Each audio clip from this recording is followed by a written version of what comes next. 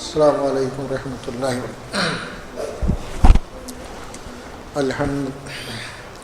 الحمد للہ رب العالمین والصلاة والسلام علی رسولہ الکریم، اما بعد فاعوذ باللہ من الشیطان الرجیم، بسم اللہ الرحمن الرحیم۔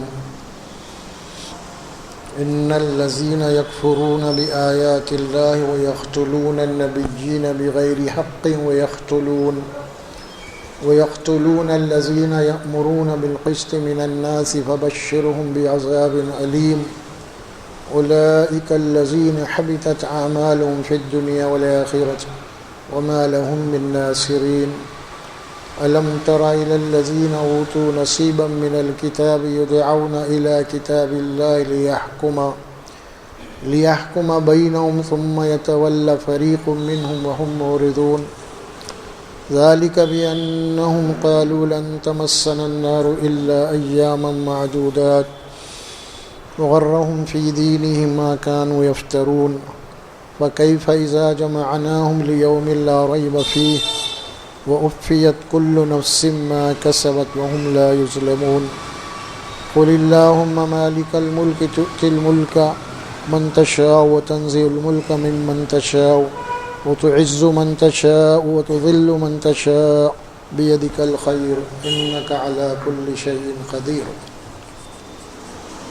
صدق اللہ العظیم۔ تیسرا پارہ ہے سورہ آل عمران کا تیسرا رکوع ہے۔ یہ آیات جو پڑھی گئی ہے یہ سورہ آل عمران میں، جس میں اللہ تبارک و تعالیٰ خاص طور پہ اہل کتاب کا تذکرہ ہے۔ اہل کتاب سے مراد یہود و نصارہ ہے۔ ان کے جو ہے نا بہت ساری ان کی تاریخی واقعات کو اللہ تعالیٰ یہاں پہ بتائے ہیں، اور یہ آیت مبارکہ جو ابھی میں شروع کیا ہوں اس میں اللہ تبارک و تعالیٰ خاص طور پہ اہل حق کی جو مخالفت کرنے والے ہیں، دین حق کی جو مخالفت کرنے والے ہیں یا کرتے ہیں یا کر رہے تھے نزول قرآن کے وقت، ان کا ذکر یہاں پہ پیش آ رہا ہے۔ بحث ان الذین یکفرون بآیات اللہ، بے شک جو لوگ اللہ کی آیات کا انکار کرتے ہیں، اللہ کی آیات کا انکار کرتے ہیں، وَيَقْتُلُونَ النَّبِيِّينَ، اور نبیوں کو ناحق قتل کرتے ہیں، بغیر الحق۔ یہ بڑی اہم بات ہے، اللہ کی آیات کا انکار اور نبیوں کا قتل، یہ دونوں میں بڑا گہرا تعلق ہے۔ دیکھیے زمین کے اوپر سب سے زیادہ پاکیزہ جو ہستیاں ہوتی ہیں، با اخلاق، با کردار، شریف، وہ انبیاء پیغمبر ہوتے ہیں۔ وہ کسی کا مال نہیں کھاتے، کسی پہ ظلم نہیں کرتے، کہ زیادتی نہیں کرتے۔ تو کیا بات ہے کہ اس قدر مقدس ہستیوں کو قتل کیوں کیا گیا؟ اس کے سوال خود بخود پیدا ہوتا۔ چلو بھائی کوئی آدمی کو ستا رہا، لوٹ مار کر رہا، ایسا ہو گیا کچھ، وہ بات سمجھ میں آتی ہے۔ لیکن یہ بات کہ نبیوں کا قتل، اور پھر خاص طور پر کہ بغیر الحق، نا حق، کوئی حق ہی نہیں ہے نبی کے اوپر ہاتھ اٹھانے کا، لیکن اس کے باوجود نبیوں کو قتل کیا گیا۔ اور پھر ساتھ میں اللہ کی آیات کا انکار، نبیوں کا قتل، بڑا گہرا تعلق ہے ان دو باتوں میں، اس کو سمجھنے کی ضرورت ہے۔ اور قرآن مجید میں اس قسم کی آیات آئی ہیں کہ نبیوں کو قتل کر دیا گیا۔ قرآن میں بات آتی ہے کہ فَفَرِيقًا يَقْتُلُونَ فَرِيقًا كَذَّبْتُمْ، تم نے بعض نبیوں کا قتل بھی کر دیا، بعض نبیوں کو جھٹلا دیا، نہیں مانتے ہم تمہاری بات۔ دو باتیں آئی ہیں قرآن میں۔ اور یہاں جو بات آ رہی ہے کہ نبیوں کا قتل اور اللہ کی آیات کا انکار، اس میں بڑا گہرا تعلق ہے، اس میں بہت بڑا گہرا تعلق ہے۔ اب یہ بات سمجھ میں آ رہی ہے کہ نبی جو ہوتے ہیں کتنے با اخلاق، با کردار ہونے کے باوجود ان کو قتل کیوں کیا گیا؟ تو یہ یکفرون بآیات اللہ،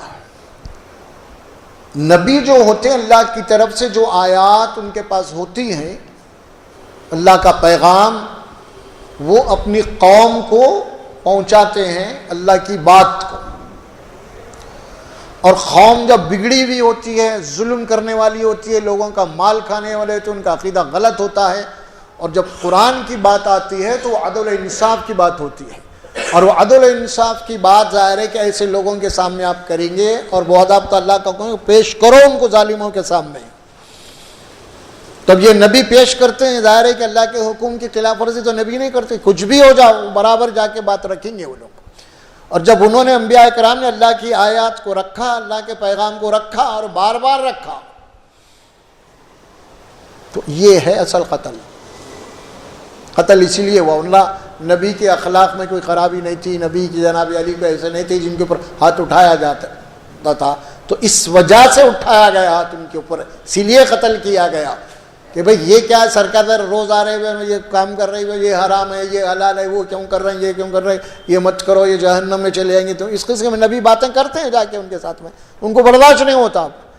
اور یہ نبی کا کام یہ ہے کہ یہ ایک دفعہ بات بول دیا نہیں، یہ بار بار مسلسل بولتے ہیں جا کے، اور جب مسلسل ان کے سامنے بات آتی ہے ان کا خلاف ہو جاتے ہیں وہ لوگ، ان کا مزاج بگڑ جاتا ہے، اور شیطان ان کے اندر جناب علی پھر یہ چیز پیدا کر دیتا ہے کہ بھئی یہ کیا بار بار ان کے قصہ ختم کرو. ایسا ہے معاملہ ہے. اگر نبی حق کے معاملے میں کمپرومائز کر لیتے، ٹھیک ہے بھائی تم اپنا کرو کام، میں اپنا کروں بولے تو ہاتھ نہیں اٹھاتے تھے. تو نبی کیا کرتے ہیں، بار بار اللہ کی بات ہے، دیکھو مرنا ہے، دیکھو آخرت ہے، جہنم ہے، ابھی بھی اصلاح کر لو تم. اللہ کی آیات پیش کرتے ہیں وہ لوگ، اور وہ پہلے اللہ کی آیات کا انکار کر دیتے ہیں، اور پھر ظاہر کے پیغمبر کو بولتے کہ بھائی آئندہ سے مت آؤ، تم بات ہی مت کرو، تو برابر پھر آتے ہیں پیغمبر، تو اس طرح ہوتا ہے قتل کی بات آ جاتی ہے. یہ ہے اصل. یہ نہیں ہے کہ آدمی آیا اور جناب علی، دیکھیے نبیوں کا قتل کوئی معمولی جرم نہیں ہے، یہ پیغمبروں کو قتل کرنا. جب اللہ کی بات آپ بتاتے رہیں گے تو آپ کا اوپر ہاتھ اٹھیں گا، آپ کے اوپر زبانیں کھولے جائیں گے، آپ کو برا بھلا کہا جائے گا، آپ کو ڈھونڈ ڈھونڈ کے آپ کی کمزوریاں نکالے جائیں گے. یہ ہوگا. یہ پیغمبروں کے ساتھ بھی یہی معاملہ، اور یہاں تک کہ پیغمبروں کو قتل کر دیا گیا، کیونکہ نبی جو ہے حق کے معاملے میں کبھی پیچھے نہیں ہٹتا، اور نبی کبھی بھی جناب کوئی مصلیت نہیں اختیار کرتے نبی، اور نبی کبھی باطل سے کمپرومائز نہیں کرتے، چاہے کچھ بھی ہو جائے وہ برابر اللہ کی بات کو رکھتے ہیں. قصے کہانیاں نبی کا طریقہ نہیں ہوتا ہے. سمجھ میں آ رہا؟ جا کے جناب وہ اتنا ظالم ہے، اتنے گناہ کر رہا، اتنے لوٹ مار کر رہا، اتنا دھوکہ دے رہا، پھر اس کو جا کے آپ جناب علی کچھ یہ کر لو، فضیلت ہی سنا رہے ہیں اس کو آپ، بجائے اس کو وارننگ دینے کے، اللہ کے عذاب کی دھمکی دینے کے، اللہ کے عذاب سے باخبر کرنے کے، اس کی وہ تو نہیں کر رہی اس کے غلط کاموں پہ، بلکہ کچھ تو بھی انہیں کر لیا تو اس کو اور فضائل سنا کے آ رہے ہیں آپ جا کے، بھائی یہ کر لو بہت اچھا آپ کے لیے فضیلت ہے فلاں فلاں. ارے بھائی پہلے اس کے غلط کام جو ہے اس کی آخرت تباہ ہو رہی، اس کو جو ہے نا نشاندہی کرو آپ پہلے. الٹا فضیلتیں سنائیں گے تو ظاہر ہے کہ انہیں بٹھا کے چائے بھی پلائیں گا، کھانا بھی کھلائیں گا. پھر یہ نہیں کرتے نبی کبھی بھی. نبی اس کو آخرت کے انجام سے بچاتے ہیں، دیکھ تو جس راستے پہ ذرا غلط ہے. اسی لیے نبی کے تعلق سے قرآن میں بات آئی کہ دیکھو میں اللہ کا پیغام پہنچا رہا ہوں تمہارے سامنے، اور میں جو کام کر رہا ہوں اس سے میں تم سے کوئی معاوضہ نہیں مانگ رہا ہوں. یہ بات بول کے کچھ میں تم سے نہیں مانگ رہا ہوں، نہیں میں اس کو کاروبار نہیں بنایا. تو بہرحال اسی لیے نبیوں کو قتل کیا انہوں نے بغیر حق. اور پھر وَيَقْتُلُونَ الَّذِينَ يَأْمُرُونَ بِالْقِسْطِ مِنَ النَّاسِ. اور نبی کے جو سچے پیروکار ہوتے ہیں، فالوور، جب وہ نبی کا کام کرتے ہیں اور کیا کرتے ہیں، اور نہ صرف نبیوں کو قتل کیا انہوں نے، وَيَقْتُلُونَ الَّذِينَ، اور قتل کیا انہوں نے ان لوگوں کو، يَأْمُرُونَ بِالْقِسْطِ مِنَ النَّاسِ، جو انسانوں کے درمیان میں ہمیشہ عدل اور انصاف کی بات کرتے ہیں. کیا کرتے ہیں؟ یأمرون بالقسط، حکم دیتے ہیں عدل کا، انصاف کا، من الناس، انسانوں کو. منہ دیکھی بات نہیں کرتے، بلکہ جو حق ہے برابر کہتے ہیں یہ حق ہے، یہ ظلم ہے، ظلم ہے، زیادتی ہے، زیادتی ہے، چاہے وہ باپ ہو چاہے بیٹا ہو، کوئی کیوں نہ ہو. انصاف سے نہیں ہٹتے ہیں لوگ، چاہے کچھ بھی ہو جاؤ. تو ظاہر ہے کہ ایسے لوگوں کو بھی یقتلون، قتل کیا گیا معاشرے میں. یہ تو تاریخ تو چھوڑ دو، آپ خود قرآن کہہ رہا ہے. تاریخ میں تو بہت ساری ایسی چیزیں ہیں، لیکن جب قرآن ہی کہہ رہا ہے یہ بات، تو اب کسی تاریخ کی محتاج نہیں ہے آپ کو کہ ایسے لوگ معاشرے کے اندر ان کو قتل کر دیا. آج بھی ہے، دیکھتے ہوں گے آپ تاریخ کے اندر لوگوں کو، کوئی آدمی ہے بیچارہ، وہ گواہی دے دیا حق کی، اس کو قتل کر دیا لوگ. یہ دنیا آج. تو اللہ تبارک و تعالیٰ ان کے متعلق فرماتے ہیں، ایسے لوگوں کے متعلق فبشرہم بعذاب علیم، اور ان کو اے رسول ایک بہت ہی دردناک عذاب کی آپ انہیں خبر دے دیجیے. جو لوگ دنیا میں ایسا کر رہے ہیں،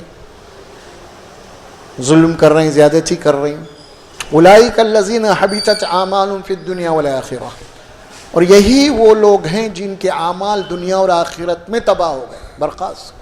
انہوں نے کچھ تھوڑا بہت حج کیا تھا ہوگا، عمرے کیے ہوں گے، کچھ خیرات کیا ہوگا، اس کے بعد پھر ظلم کر رہے ہیں، مال کھا جا رہے ہیں، یہ کر رہے ہیں، تو فرمایا کہ ان کے وہ اچھے اعمال بھی ختم. غلط فہمی کا شکار ہے لوگ، میں حج کر کے آیا ہوں، میں ایک مسجد بنا دیا، لیکن پھر وہی اپنی حرام بازی جاری ہے ان کی. تو ایسے جو لوگ ہوتے ہیں کچھ اچھے کام کر کے باقی ان کی پوری معیشت جنابی حرام، تو اللہ فرماتے ہیں ان کے وہ اعمال بھی برباد جو انہوں نے اچھے کیے تھے دنیا اور آخرت میں.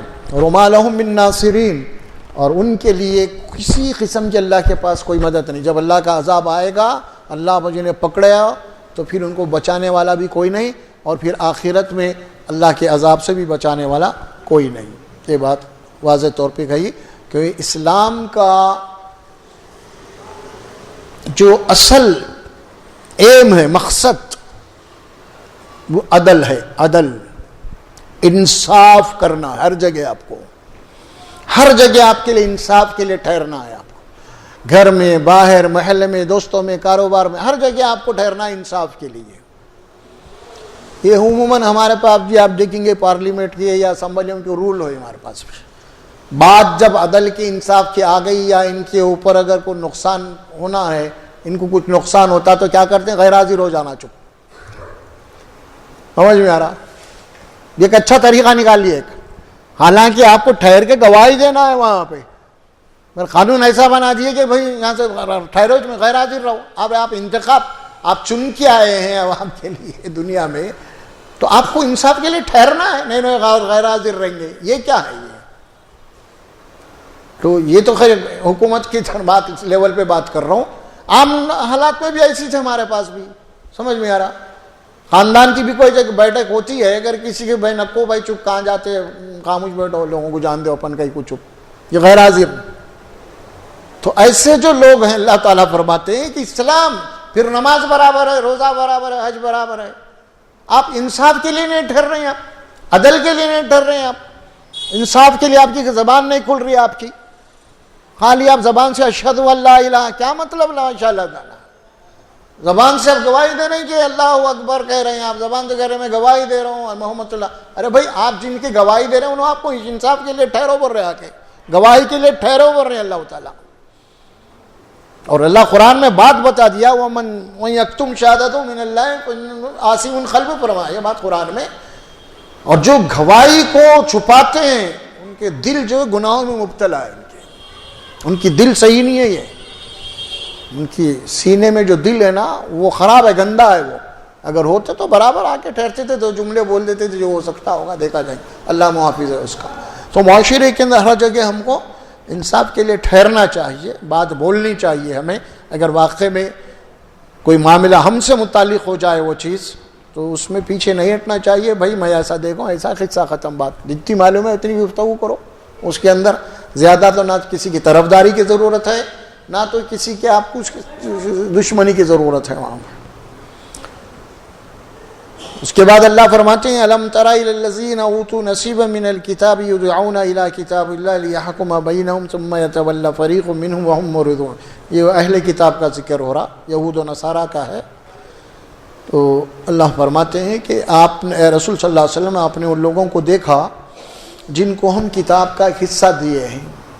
یعنی اس سے پہلے جو کتابیں تھیں تورات اللہ کی کتابیں، یہود و نصارہ وہ کتابوں کے حامل تھے، ان کی طرف ذکر کیا جا رہا کہ ہم ان کو کتاب دیے تھے، وہ اہل کتاب تھے، کتاب کے وارث بنائے گئے تھے یہ لوگ. اور کتاب کے ان کے اوپر ایمان تھا. تورات پہ یہودیوں کا ایمان، انجیل پہ آج جو عیسائیوں کا ایمان. تو اس وقت نبی کرم صلی اللہ علیہ وسلم کے دور میں اللہ فرماتے ہیں کہ جن کو ہم کتاب دیے، جو وارث ہیں توریت اور انجیل کے، اور دعویٰ کر رہے ہیں کہ ہم ایمان رکھتے ہیں، لیکن اگر ان کو کتاب کی طرف بلایا جائے عمل کے لیے، بھائی ٹھیک ہے تمہارا ایمان ہے کتاب کے اوپر، تو آؤ پھر اس کتاب کے اوپر عمل کرو، کتاب میں کیا لکھا ہوا دیکھو، اس کے مطابق عمل کرو۔ تو کیا ہوتا جب کتاب کی طرف بلاتے ہیں، آؤ لیحکم بینہم، تاکہ تمہارے درمیان میں اللہ کی کتاب کے ذریعے سے فیصلے ہو جائیں۔ ثم یتولی فریق منہم وہم معرضون، پھر ان میں کا ایک فریق جو ہے وہ پلٹ جاتا، نہیں مانتا اللہ کی بات کو، اعراض کر جاتا ہے، انجان بن جاتا، نہیں آتا آپ کتاب کی طرف لیں، کتاب کے مطابق اپنا فیصلہ، اگرچہ کہ کتاب کے اوپر ایمان ہے لیکن کتاب کی طرف بولے، آؤ بھائی جو کتاب میں باتیں ہیں وہ جھگڑا کیا ہو رہا، دونوں کیوں جھگڑ رہے ہیں، دونوں کا ایمان تمہارا توریت پہ ہے نا، آؤ پھر توریت میں جو ہے اس کے مطابق فیصلہ کر دے، تو نہیں آتے وہ لوگ۔ ان میں سے کچھ لوگ جو ہے اللہ فرماتے ہیں منہ موڑ کے چلے جاتے ہیں، اور یہی کچھ معاملہ ہمارا ہے آج۔ یہ بات اسی لیے کہی جا رہی ہے کہ تم سے پہلے کی امتیں ایسا گزر چکی ہیں، ایسا کر چکی ہیں، لہذا اب تمہارا ایمان، تمہارے پاس اب قرآن ہے، اب تمہارا ایمان قرآن پہ ہے، اور تمہارے معاشرے میں، تمہارے گھر میں، تمہارے جھگڑے میں، تمہارے بھائیوں کے، تمہارے دوستوں کے درمیان میں کوئی جھگڑا ہو جائے، کوئی بحث ہو جائے، تو اب تم کو چاہیے کہ قرآن کی طرف آنا ہے، اب بلاؤ ان کو قرآن کی طرف اور قرآن سے فیصلے کرو، ان کے بلاؤ لوگوں کو، آپ آؤ بھائی، خاندان والوں کو جھگڑ رہے کہ آؤ ہمارے پاس اللہ کی کتاب ہے، آؤ فیصلہ کریں گے، کون آتے دیکھو آپ، آتے ناکے کھجیں گے انہوں، عدالت کھجیں گے انہوں، قرآن کی طرف بلائے تو نہیں آئیں گے۔ اللہ فرماتے ہیں کہ پھر تمہارا ایمان ہے قرآن کے اوپر، قرآن پہ جب تمہارا ایمان ہے، قرآن کی طرف تم کو بلایا جا رہا ہے۔ اچھا آپ عدالت میں بھی جائیں گے تو آپ دیکھیں گے مسلمان رہے نا، ہاں مسلمان، لاؤ جی قرآن بولتا ہوں، ہاتھ رکھو اس کے اوپر۔ اب قرآن کے اوپر ہاتھ رکھ کے آپ جناب علی قسم کھا رہے ہیں، تو پھر قرآن کے اندر کیا ہے اس کے مطابق کھول کے کیوں فیصلہ نہیں کر رہے ہیں تم؟ میں قسم کھا کے وہ بھی بولوں گا، بول کے آپ ہاتھ رکھتے نا بھائی، وہاں بھی آپ کا قرآن پیچھا نہیں چھوڑ رہا، آپ کا وہاں تک بھی قرآن آ گیا، قرآن کو بند کر کے آپ قسم کھا رہے ہیں، اور قرآن کہتا ہے کہ قرآن کھولو، اس میں کیا لکھا ہوا ہے وہ پڑھو، اس کے مطابق فیصلے کرو، تمہارا ایمان بھی باقی ہے، آخرت بھی باقی ہے، سمجھ میں آ رہا، اور مسئلہ بھی منٹوں میں ختم۔ آپ عدالت کو جائیں گے، صدیاں سالوں چلتے رہیں گے، جیب کا پیسہ بھی جائیں گا آپ کا، کئی چیزیں ہیں اس کے اندر نقصان۔ اللہ کی نافرمانی میں ہمیشہ دنیا اور آخرت میں سوائے نقصان کی کچھ ہوتا ہی نہیں، دشمنیاں بڑھی گئی، کیا کیا ہوئیں گا سلسلے میں۔ اسی لیے اللہ فرماتے ہیں اگر پھر ظاہر ہے کہ اگر کوئی قرآن کی طرف کسی کو بلایا جا رہا تھا، اگر میرا اور آپ کا جھگڑا ہے، اگر آپ میرے کو بول رہے ہیں کہ آؤ بھائی قرآن پہ فیصلہ کر لیں گے اپن لوگ، اگر میں نے قرآن نہیں بولا تو میں مسلمانی باقی نہیں رہتا، میں کسی بھی اعتبار سے میں مسلمان باقی نہیں رہتا، چاہے کہ میں 10 حج کرا ہو، کچھ بھی ہو، میں جب میں یہ کہہ دوں کہ نہیں بھائی قرآن کے مطابق میں فیصلہ نہیں چاہتا، میرا اگر یہ الفاظ ہے، میری ذہنیت اگر ایسی ہے، تو پھر میں مسلمان نام کا سوال ہی نہیں پیدا اللہ کے پاس۔ یہ ذہن میں رکھیے، آپ مر جاؤں گا میں، میرے کو غسل دیں گے آپ، نماز جنازہ پڑھیں گے، قبرستان میں دفن، سب کچھ ہوگا، لیکن اللہ کے پاس میں مسلمان باقی نہیں رہتا۔ جب میں یہ کہہ دوں قرآن کی طرف بلانے کے بعد اگر میں قرآن کی طرف نہ آؤں فیصلے کے لیے، تو پھر میں 1 منٹ کے لیے بھی یہ جملہ بولنے کے بعد مسلمان باقی نہیں رہتا۔ یہ ذہن میں رکھ لیجئے باپ، یہ اللہ کی طرف سے بات کہی جا رہی ہے، یہودیوں کو مخاطب کر کے، نصرانیوں کو مخاطب کر کے۔ اس کے بعد ان کا دعویٰ کیا ہے دیکھو آپ لوگ، ارے بھائی تمہارا ایمان، یہودیوں ہمارا ایمان توریت پہ، انجیل پہ، فلاں ہے، اس کے بعد تم نہیں جا رہے ہیں، کیا بات ہے، بلا رہے اللہ کی کتاب ہے نا وہ، تم پھر کیوں نہیں فیصلہ قبول کر رہے ہیں؟ تو پھر اس کے بعد ارے بھائی یہ تو گناہ ہے نا، یہ تو کفر کی بات ہو جائے گی۔ تو ایسے میں جواب کیا دیتے ہیں یہ لوگ؟ ذالک بانہم قالوا لم تمسنا النار الا ایاما معدودات وغرہم فی دینہم ما کانوا یفترون، اور اس کے جواب میں یہ کہتے ہیں ارے بھائی ہم تو یہودی ہیں، ہم تو موسیٰ کی امت ہیں، ہم عیسیٰ علیہ السلام کی امت ہیں، ہم عیسائی ہیں، اور ہم کو دوزخ کا عذاب نہیں ہوتا صاحب، کیونکہ ہم کس کے پیغمبروں کے، معمولی بات، کیا ہوا نہیں ہوا تو اب ٹھیک ہے اگر گئے بھی تو کچھ دن جا کے دوزخ میں جا کے کچھ دن رہ کے کچھ دیر رہ کے پھر واپس آ جائیں گے ہم کو دوزخ کی عذاب نہیں چھوے گی. یہ ان کا دعویٰ تھا. یہ اللہ فرماتے ہیں وغرہم فی دینہم ما کانوا یفترون، اور وہ جو ہے دھوکے میں ہیں، دھوکے میں ہیں. فی دینہم وغرہم فی دینہم، یہ جو ان کا دین ہے انہوں نے گھڑا ہے، ما کانوا یفترون، افطرا باندھ لیا، جھوٹ باندھ لیا ہے. اللہ کے دین میں کوئی اللہ ایسی بات نہیں بتایا کہ کچھ دن دوزخ میں رہ کے پھر آ جائیں گے نو باہر، نہیں، بات غلط ہے. یہ یہودی کہہ رہی ہے اور آج بھی اب مسلمان بھی وہی کر رہا ہے آج کام. ارے بھائی یہ کیا غلطی، یہ گناہ فلاں فلاں، اگر بتاؤ آپ ان کو تو وہی بولیں گے ارے بھائی ہم تو بخش دے جائیں گے، کیسا بھی ہماری سفارش ہو جائیں گی، شفاعت ہو جائیں گی، رسول بچا لیں گے. اس قسم کی باتیں وہی باتیں انہوں نے کہی تھی. اللہ فرمائے کہ یہ سب ان کا اپنا دھوکہ ہے. آنکھ بند ہونے کے بعد حقیقت کیا ان کا پتہ چل جائے گا. فَكَيْفَ إِذَا جَمَعْنَاهُمْ لِيَوْمٍ لَا رَيْبَ فِيهِ، اللہ فرماتے ہیں اب تو جو دل میں بک رہے ہیں لوگ، لیکن جس دن حشر کا میدان ہوگا اور ان سب کو ہم جمع کریں گے اور جس دن کے آنے میں کوئی شک اور شبہ نہیں ہوگا، تو اس دن ان کی کیا کیفیت ہوئی گی. فَكَيْفَ إِذَا جَمَعْنَاهُمْ، کیسا ہوگا ان کا اس دن. آج تو جو دل میں آئے بول لے رہے ہیں، اللہ آزادی دیا، اللہ چھوٹ دیا، جو چاہے بولو. لیکن اللہ فرماتا کہ جس دن ہم جمع کریں گے حساب لینے کے لیے تو اس دن کیا ہوگا ان کا آخر. اور جس دن کے آنے میں کوئی شک نہیں، وَوَفِّيَتْ كُلُّ نَفْسٍ مَا كَسَبَتْ وَهُمْ لَا يُظْلَمُونَ.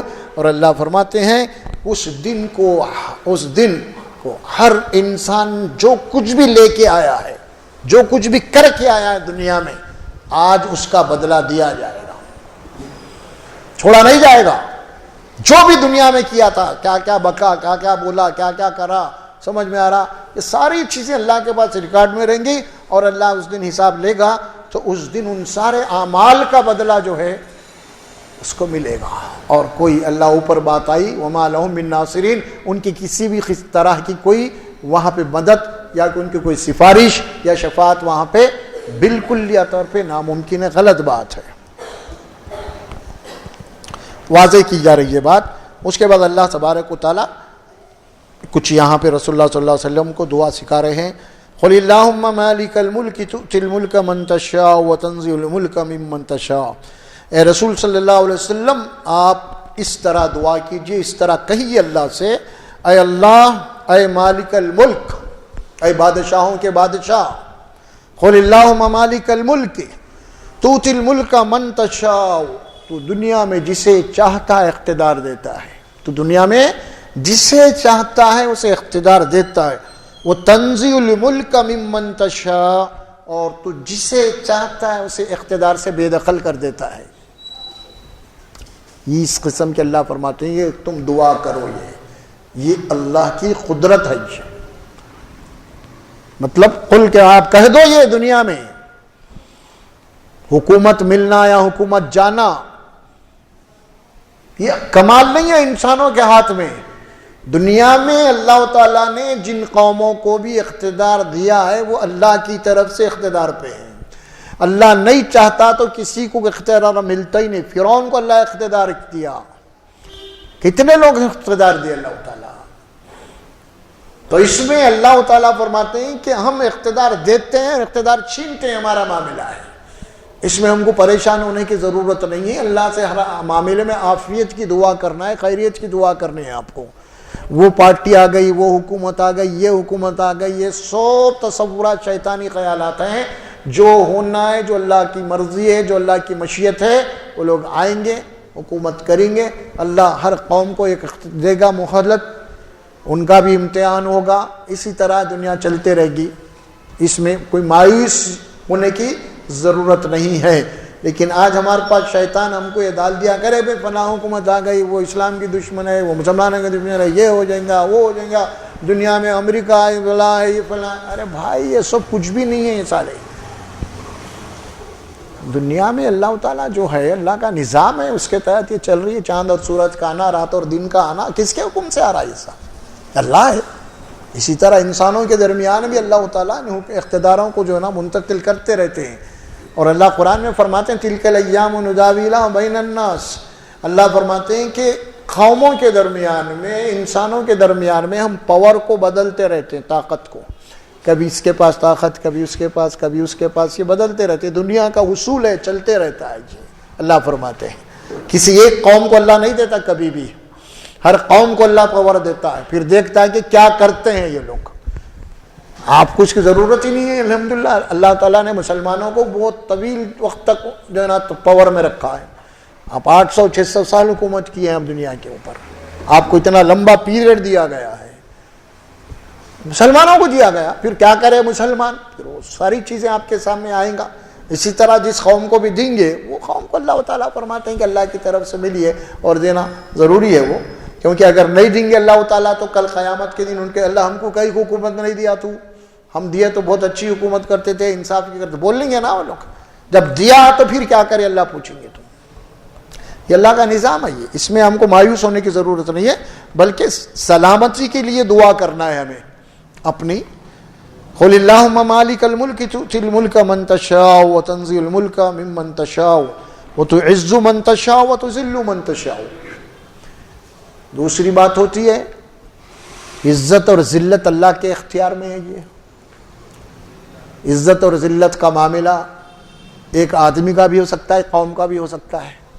کیا بھائی، ایک آدمی کی بھی عزت ہوتی ہے، قوم کی بھی عزت ہوتی ہے۔ تو اللہ فرماتے ہیں یہ عزت اور ذلت کا معاملہ اللہ کے اختیار میں ہے۔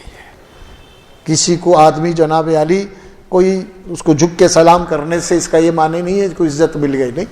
بہت سارے بڑے بڑے لیڈر ہیں آج، بہت سارے لوگ آتے ہیں تو سلامیاں مارتے ہیں، نعرے لگاتے ہیں، لیکن جیسا جانے کے بعد ان کے بعد گالیاں شروع کر دیتے ہیں۔ تو عزت ہے وہ؟ نہیں، دیکھے ہوں گے آپ، آ رہا بھی وہاں کے چیلے چپڑے آ رہا یارو بول کے اس کو اندر سے گالیاں، آتے وہ زندہ باد، جاتے پھر گالیاں۔ تو یہ عزت نہیں ہے، یہ عزت اور ذلت یہ نہیں ہے۔ اللہ تبارک و تعالیٰ ان انسانوں کے دلوں کے اندر جن کی عظمت پیدا کر دیتا ہے نا، وہ عزت ہوتی ہے۔ پیسے سے، طاقت سے، قوت سے، اقتدار سے نہیں ہوتی معاملہ۔ انسانوں کے دلوں کے اندر جس انسان کے اللہ تبارک و تعالیٰ عدم احترام پیدا کر دے وہ عزت ہوتی ہے۔ وہ اس دنیا سے جب چلے جاتا ہے تو لوگ غم زدہ ہو جاتے ہیں، لوگ افسوس کرتے ہیں مر گیا بھائی مر کے۔ لیکن کچھ ایسے لوگ ہوتے ہیں جن کی عزت ہوتی ہے، جن کی شان ہوتی ہے، جن کا دبدبہ ہوتا ہے، وہ مر گیا تو بہت اچھا ہوا بھائی بولتے ہیں۔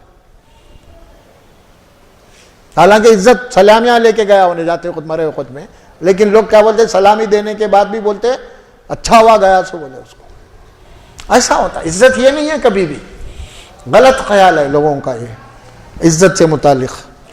فرمایا کہ جس کے دلوں سے چاہے اللہ تبارک و تعالیٰ اس کی عزت کو نکال لیتے ہیں، اس کی عظمت کو ختم ہو جاتے ہیں، اس کا وقار نہیں رہتا کبھی بھی، اس کی عزت نہیں رہتی، نہ خاندان میں ہوتی، نہ محلے میں ہوتی، نہ کہیں بھی نہیں ہوتی۔ یہی معاملہ انفرادی طور پر بھی ہے، خاندان میں بھی ہے، گھر کے اندر بھی ہوتا ہے، ہر جگہ ہوتا ہے، عزت کا معاملہ ہے۔ ظاہر ہے کہ انسان کی یہ بات بھی آئی قرآن اور حدیث کے اندر، اس سے ہم غور کرنے سے بات بھی آتی ہے کہ عزت انسان کے خود اپنے اختیار میں دے دے اللہ تعالیٰ۔ وہ چاہے تو اپنی عزت کو برقرار رکھ سکتا ہے، وہ چاہے تو اپنی عزت کو جو اپنے ہاتھ سے جناب علی و ذلیل ہو سکتا ہے۔ پھر کہ اللہ سبحانہ و تعالیٰ فرماتے ہیں کہ جب تم دوسروں کی عزت کرو تو تمہاری عزت کریں گے، دوسروں کا احترام کرو تمہارا احترام ہوگا، عزت دے اور عزت لو۔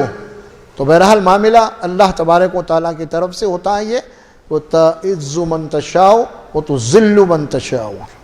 ذلت بھی اللہ کی طرف سے ہوتی ہے، آدمی ذلیل بھی اللہ کی طرف سے ہوتا ہے۔ اللہ کے جو قوانین ہیں اس کی خلاف ورزی کرنے سے آدمی، دیکھیے اوپر جو بات آئی تھی نا عدل و انصاف کی بات، اگر عدل و انصاف پہ قائم ہے ایک بندہ، برابر اس کی جو جناب علی اس کی عزت ہوتی ہے، دلوں میں اللہ ڈال دیتا ہے عزت۔ تو اس اعتبار سے آدمی کو چاہیے ہمیشہ، اور اخلاق اور کردار کا بھی معاملہ ہے اس میں، آپ کے جتنے اخلاق رہیں گے اللہ تبارک و تعالیٰ آپ کو اتنی عزت کی بلندیوں پہ لے جاتا ہے۔ دیکھیے رسول اللہ صلی اللہ علیہ وسلم کی عزت کے متعلق کیا فرمایا اللہ تعالیٰ، وَإِنَّكَ لَخُلُقٍ عَظِيمٍ، آپ اخلاق کی اونچائی پہ ہیں، آپ کی لوگوں کے دلوں میں آپ کی عظمت ہے، آپ کا احترام ہے، آپ کا وقار ہے۔ کیوں ہے؟ آپ کے اخلاق ویسے ہے، آپ کے اخلاق ویسے ہیں. کیونکہ عزت کا معاملہ انسان آدمی کو پیسہ دے کے عزت نہیں مل سکتی, اس کو پیسہ خرچ کرنے عزت نہیں ملتی, اس کے اخلاق. تو اخلاق کی ضرورت ہے, اور جب تک اخلاق نہیں ہے تو پھر عزت وغیرہ کچھ بھی نہیں ہوگی انسان, نہ گھر میں نہیں نہ باہر. گھر والے عزت نہیں کرتے آپ کے اگر بد اخلاق ہے تو دوسرے اگر آپ بد اخلاق ہیں اور شوہر ہیں تو بیوی کی نظروں میں گر جاتے آپ. دوسرے چھوڑ دیجئے آپ. اخلاق وہ چیز ہے, اگر آپ شوہر ہیں, اگر وہی اگر بیوی سے آپ اخلاق سے بات کریں گے تو بیوی کی نظروں میں آپ کا مقام بڑھ جائے گا, آپ کا وقار بڑھ جائے گا, آپ کا احترام بڑھ جائے گا, اور بیوی اپنے شوہر کی تعریف کرے گی اپنے میکے کے اندر, اپنے گھر والوں میں, اپنے بھائیوں میں آپ کی تعریف ہوگی. لیکن آپ بد اخلاقی کریں گے, آپ بد مزاجی کریں گے آپ, تو خود سب سے پہلے اس کی نظروں میں گر جائیں گے اب آپ. تو انسان کے ہاتھ میں خود اس کی عزت جو اللہ کے بنائے ہوئے قوانین کے متعلق. اللہ فرماتے ہیں کہ تنزیع الملک من وتعز من تشاء, اللہ جسے چاہتا عزت دیتا ہے. تو مطلب کیا ہوا؟ نہیں, اللہ نے عزت کے لیے جو آپ کے اخلاق کا طریقہ بتایا ہے, جو قوانین بتائے ہیں, اگر آپ اس کے اوپر عمل کریں گے تو انشاءاللہ آپ کی عزت ہوگی, ہر جگہ ہوگی, برابر ہوگی انشاءاللہ. وتذل من تشاء, اور پھر اللہ جسے چاہے ذلیل کرتا ہے. تو اس کے معنی کیا ہوں گے؟ آپ اچھے کام کر رہے ہیں, اس کے یہ معنی نہیں کہ آپ کام تو اچھے کر رہے ہیں لیکن اللہ آپ کو ذلیل کر رہا, ایسا نہیں ہوتا. اگر آپ کام خراب کریں گے تو اللہ آپ کو ذلیل کرے گا, یہ اللہ کا اصول ہے. یہ آپ اگر ذلیل, اللہ کسی کو ذلیل کر رہا کہ معنی یہ ہے کہ آپ اچھے کام کر رہے ہیں آپ, تو اللہ آپ کو ذلیل نہیں کرے گا. یعنی اگر آپ جن کاموں سے اللہ آپ نے روکا ہے, جو کام کرنے کا آپ کو حکم دیا ہے, اس کے اوپر عمل کریں گے تو انشاءاللہ اللہ تبارک و تعالیٰ لوگوں کے دلوں میں آپ کی عظمت پیدا کرے گا, آپ کی عزت پیدا کرے گا. پھر یہ ہے عزت اور ذلت کا معاملہ. عزت اور ذلت کا وہ معاملہ ہے جو دنیا کے پاس معیار ہے, ایسا نہیں ہے مسئلہ. تو فرمایا بیدک الخیر, اس کے بعد ایک مجموعی بات کہہ دی گئی کہ بہرحال سارا خیر اللہ کے ہاتھ میں ہے. خیر جتنے بھی ہیں وہ اللہ کے اختیار میں ہے, کسی کے اختیار میں نہیں ہے خیر کا معاملہ.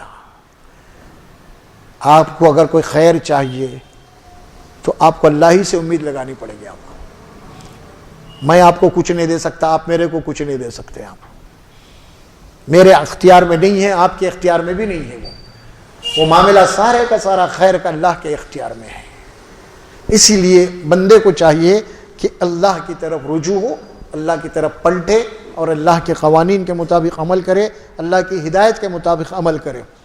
انک علی کل شیء قدیر.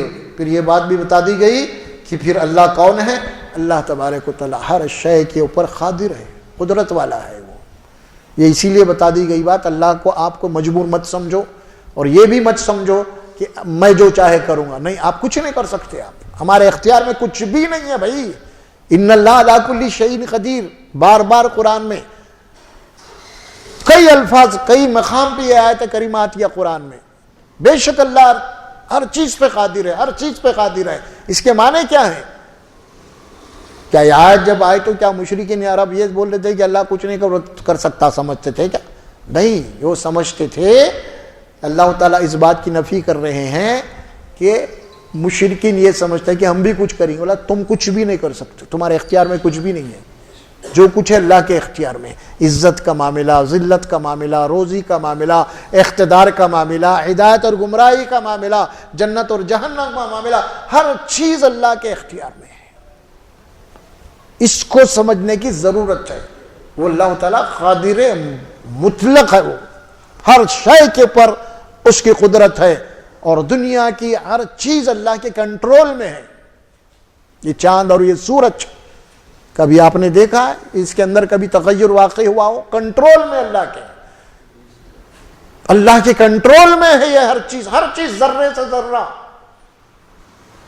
وہ اتنا پابند ہے اللہ کے حکم کے, وہ لوگ اس کے کچھ حرکت نہیں کر سکتے. وہ اللہ کے یہ قرآن میں فرمایا کہ پتا درخت تھا جو حرکت ہوتا ہے اللہ کے علم میں, اللہ کی قدرت کے مطابق.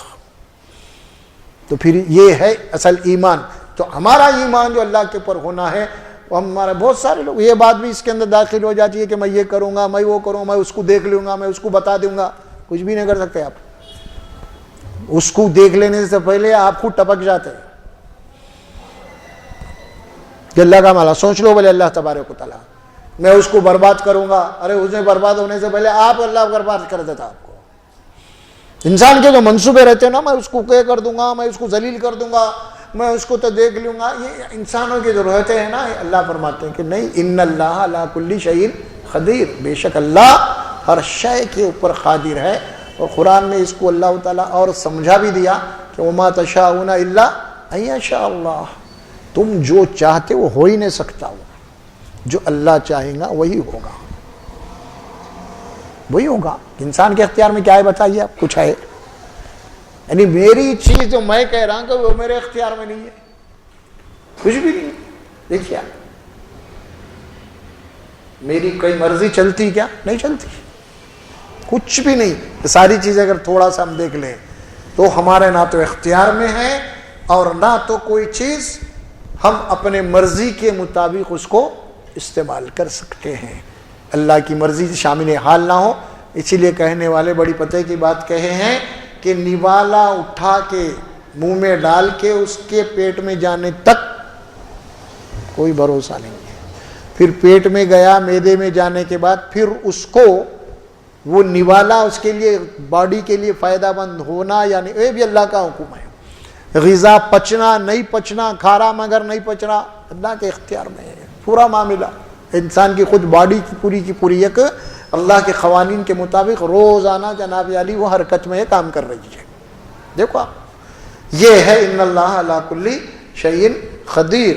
تو بہرحال ہمیں چاہیے کہ اللہ تبارک و تعالیٰ کی قدرت کے اوپر ہمارا ایمان ہو، یقین ہو، توکل ہو، اور ہم قطعی طور پہ کبھی بھی اپنے ذہن و دماغ میں یہ بات نہیں لانا میں جو چاہے کہ کروں گا، میں جو چاہے ہو جائیں گا، فلاں فلاں نہیں، ایمان کے خلاف ہے۔